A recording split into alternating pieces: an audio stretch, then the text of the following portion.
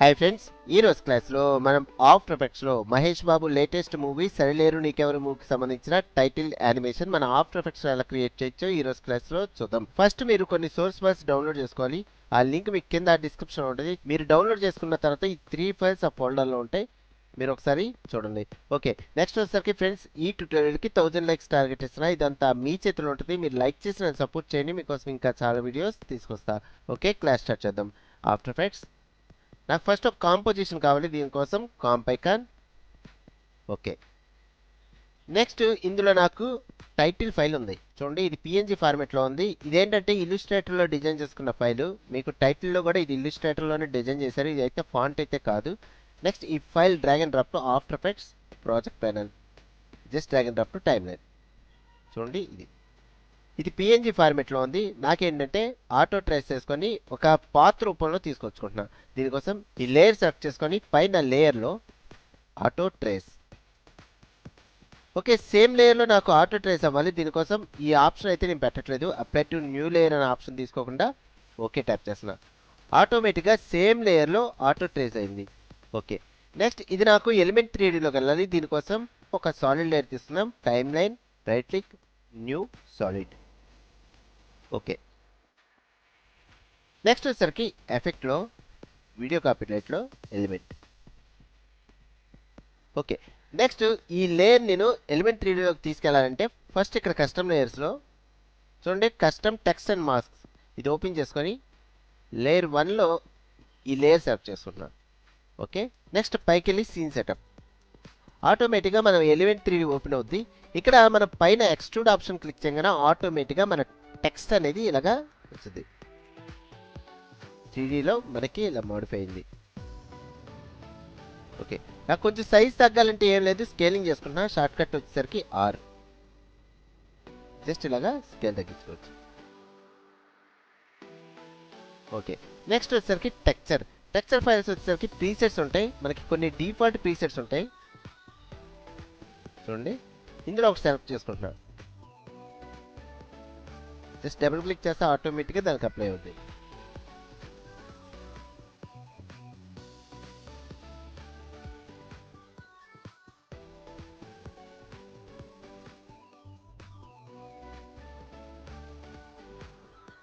Okay, ఇది నాకు set అయింది. నెక్స్ట్ వచ్చేసరికి ఓకే ట్యాప్ చేయగానే ఆటోమేటిక్గా మనకి 3Dలో మనకి ఇక్కడ కనబడుద్ది. నెక్స్ట్ కింద లేయర్ హైట్ చేసుకుంటున్నా.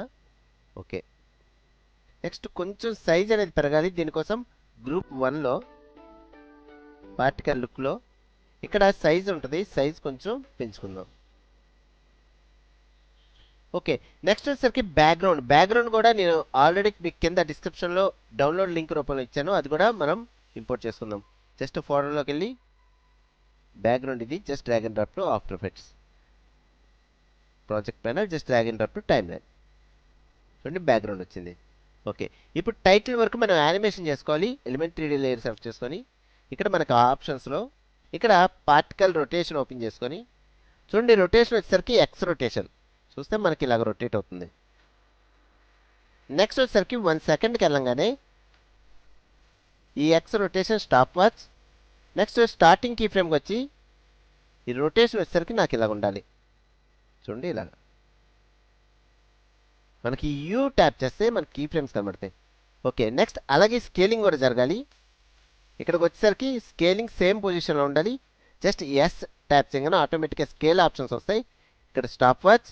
నెక్స్ట్ స్టార్టింగ్ కీ ఫ్రేమ్కి వచ్చేసరికి స్కేలింగ్ ఇలాగ ఉండాలి.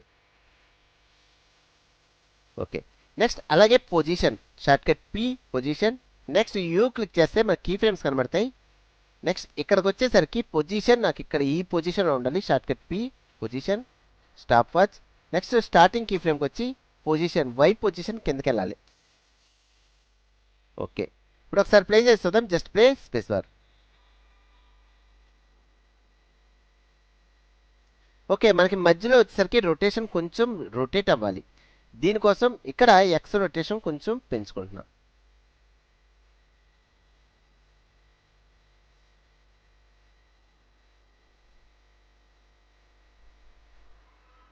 Starting key frame just play space bar.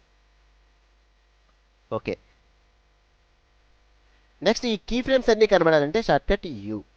Next అన్ని కీ ఫ్రేమ్స్ సెలెక్ట్ చేసుకొని F9 ఆటోమేటిక్గా స్మూత్ ఆప్షన్. ఓకే. నెక్స్ట్ మనం ప్లే చేస్తుంటే కింద మనకి చూడండి ఇక్కడ మనకి టైటిల్ అనేది కనబడకూడదు. దీనికోసం ఒక సాలిడ్ లేయర్ తీసుకుంటున్నా. Just right click, new solid. ఇది బ్లాక్ కలర్లో ఉండాలి. ఓకే. నెక్స్ట్ ఇది హైడ్ చేసుకొని రెక్టాంగులర్ టూల్ తీసుకొని ఇంతవరకు మాస్కింగ్ వేసుకుంటున్నా. ఓకే. నెక్స్ట్ వచ్చేసరికి ఈ లేయర్ అన్హైడ్ చేస్తున్నా. ఆటోమేటిక్గా మనకి బ్లాక్ కలర్లో కనబడుతుంది. ఇది మనకి ఇన్వర్ట్ అవ్వాలి. మనకి కింద మాస్క్ ఆప్షన్స్లో ఇన్వర్టర్ అన్న ఆప్షన్ ఉంటుంది. దీని మీద ట్యాప్ చేయగానే ఆటోమేటిక్గా ఇన్వర్ట్ అయింది. కింద చూస్తే మనకి ఇప్పుడు టైటిల్ అనేది కనబడట్లా చూడండి. ఓకే. నెక్స్ట్ ఈ మాస్క్ పాత్ హైడ్ చేసి నెక్స్ట్ బ్యాక్గ్రౌండ్ మ్యూజిక్ కూడా మీకు ఫోల్డర్లో ఉంది చూడండి. ఇది just drag and drop to after effects last layer. ఇప్పుడు ఒకసారి ప్లే చేద్దాం. Just play space bar. Next ఇది నాకు ఇక్కడ నుంచి ప్లే అవ్వాలి. ఇక్కడ నుంచి క్రాప్ చేసుకొని జస్ట్ స్టార్టింగ్ పెట్టుకొని జస్ట్ ప్లే.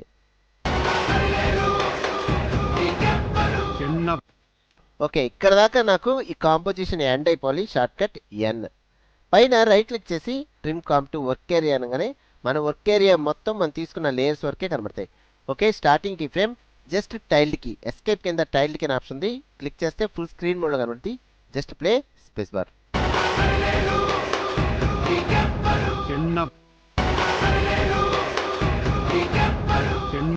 ఇలాగా మనం ఆఫ్టర్ ఎఫెక్ట్స్లో ఈజీగా ఈ టైటిల్ అనేది క్రియేట్ చేసుకోవచ్చు. ఓకే ఫ్రెండ్స్, ఇంకా మీకు చాలా ట్యూటోరియల్స్ గురించి చెప్తాను. ఫ్రెండ్స్, నా వీడియో కనుక మీకు నచ్చితే కింద లైక్ ఆప్షన్ ఉంది, లైక్ చేసి నన్ను సపోర్ట్ చేయండి. అలాగే సబ్స్క్రైబ్ అని రెడ్ బటన్ ఉంది, సబ్స్క్రైబ్ చేసుకోండి. ఆల్రెడీ సబ్స్క్రైబ్ చేసుకోవాలంటే పక్కన బెల్ ఐకాన్ ఉంది, క్లిక్ చేసి యాక్టివేట్ చేసుకోండి. ఓకే ఫ్రెండ్స్, నెక్స్ట్ వీడియో మళ్ళీ కలుద్దాం. Thank you very much.